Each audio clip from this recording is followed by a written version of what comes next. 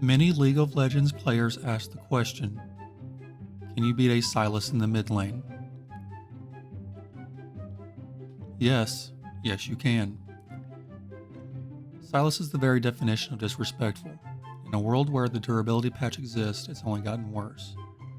Here you have a man whose outplay potential is so high he's singing Kumbaya with Cheech and Chong in the clouds. With the auto resets and attack speed boost on his passive, he'll be wishing he had lubed those fists up before he shoved them so far up your ass, shackles and all, that he can work your mouth out like a puppet.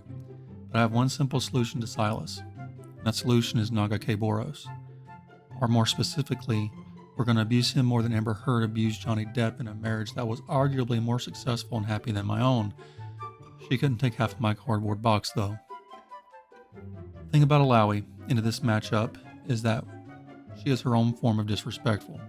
Sylas's kit has 2 dashes, 3 ways of sticking or chasing you down lane, and his ult is only as good as your ult. Alawi sits in the middle of lane, dares him to use his kit because she wants that all in. She wants the trade. She gets off on whips and chains more than that girl from 50 Shades of Grey. Look it up. On top of all that, Alawi forces the 1v1. Jungle ganks? Not for level 6, baby. You literally sit there and tell your laner, I've got you for the next 15 minutes and I hope you didn't want to CS, because unless your jungler sits in lane and holds your hand, you aren't allowed from under that tower. Don't even try it. Alawi is the baddie mommy with the big appetite. She's roaming supports, nosy junglers, and laners too daft to come up with a plan B. Sylas, my dude.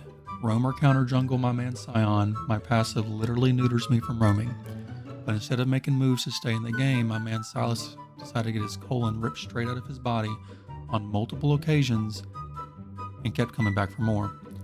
If this was an anime, I would definitely pull an Orochimaru and disappear for the next 80 episodes, because he's definitely not right in the head and he might even be dangerous to me one day. So when you notice your laner is losing lane, down 50 CS, 5 kills, and a full item, as a jungler, you should probably avoid the mid lane unless you're going to bring the whole squad with you. Because if we're being honest, if you show up on your own, you're just going to roleplay the main character and allow his favorite hentai from 2009, while Sylas spam pings you back from her like it was your fault she got fed to begin with. That brings me to another point on Alawi, into any mid lane matchup, but even more so on Sylas. She shuts the game down at level 3. Literally, she was designed to be a massive juggernaut and bruiser in the top lane, with enough self-sustain and nuclear deterrence that she can 1v1 and 1v2 in the top lane well into the late game with little or no help from her own jungle. Moving her to mid lane is literally like whipping your dick out and taking a piss all over someone's couch as they watch on in complete horror and you dare them to do anything about it. Mid lane is a shorter lane, meaning her ever so precious tentacles are closer together in a nice little package of death and despair. When the junglers attempt ganks, it isn't a 2v1, it's a 2v5 with more coordination and teamwork than you see in LCS. And while the jungler devotes his time and respawn timers to Alawi, he's missing out on CS, Baron, and Dragons. His best bet is to try to keep his bot lane in the game long enough to deal with Alawi. Hopefully. It really comes down to a damned if you do, damned if you don't. When Alawi relocates mid, it's like she's in Witness Protection Program running from the ever-present Mord top pick. You're still going to be in for a rough time.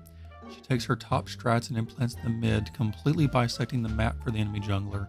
You will not have prio for rifts, scuttlers, and dragons. You might not even get prio for your own raptors and wolves if I want a midnight snack. Yours and mid's game just got shut down in champ select and you didn't even know it. Now, at this point, you've got a fed Alawi, a Sylas with less than 30 CS, and enough tentacles to make Toshio Maida blush in shame. At this point, your only job is to run that lane, run the Sylas down, run the game, hell, run for president, then run this country into the ground. I do not care. All that is just in laning phase. If the game lasts long enough to move into team fighting, Alawi's ult is to team fights what asking to go Dutch on a date does to a night out. That is, it shuts down any fun that's about to be had and makes them want to go home immediately. Alawi spawns a tentacle for every enemy in the area as she ults. Spirits also spawn a tentacle if anyone is tethered. This means at max effectiveness, Alawi can have the ever sought after and fabled 6 tentacle ult. And that isn't all that happens. Her tentacles now slam twice as fast. Each tentacle can proc Sheen, by the way, and her W's cooldown is lowered. Also, she heals for every tentacle slam by a certain amount. So essentially, unless your burst damage can kill Alawi 100 to 0 in less time than it takes for her to get 2 W's off, Your team more than likely just got deleted like my browser history every morning before I went to school growing up. This is why she's oppressive top lane, but also why she's harder to deal with in mid lane than a Karen is at Starbucks at 11 a.m. on a Sunday morning. I know what you're thinking. This is a guide on how to deal with Sylas in the mid lane. Why did it turn into a masterclass on Alawi? All you have to do for Alawi is walk away from her like her father did when she was 10. Walk away from the tentacles, walk away from the ult, walk away from lane, pick up kills in bot and top. Well, just like a kid whose parents walk away and ignore them for too long, if Alawi is ignored, she will start destroying everything you love, including your towers, hopes, and dreams. Now that Sylas in the enemy jungle is completely out of the game, it's time to snowball harder than a challenger smurf in an ARAM. Get it? Because of the snowball summoner spell. Anyway, we call this avalanching. See that tower? No? It's under the massive dick I just dropped in mid lane. Look for it under all the snow. Right there where my avalanche slipped. Yep. Okay, moving on to the next bit. Wow, they killed me. I definitely wasn't pushed too far up with the good stuff on CD. Low health. How could this happen? Darius OP needs nerfed next patch, Riot. Get on it. Honestly, Alawi makes the perfect counter to Sylas in the mid lane, because after she fucks you with all those tentacles, the only thing you can do is sit down after. I wonder if Alawi Rule 34 exists.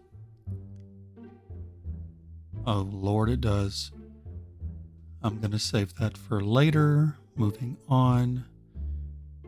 Now the problem with Sylas is he's allowed to... Hold on. Still thinking about the porn. Okay, the problem is that he has a massive CSing problem in wave clear early game. And so, sub level 3, with any champion you want to shove minions under tower, keep him from getting gold, and hopefully get an early pick or two on him. As you can see in this game, it worked very well for me. I pushed those minions under the tower as fast as I possibly could, and I got a lead and I held on to it. Welcome to the Bear Cave. Like and subscribe. I love you all.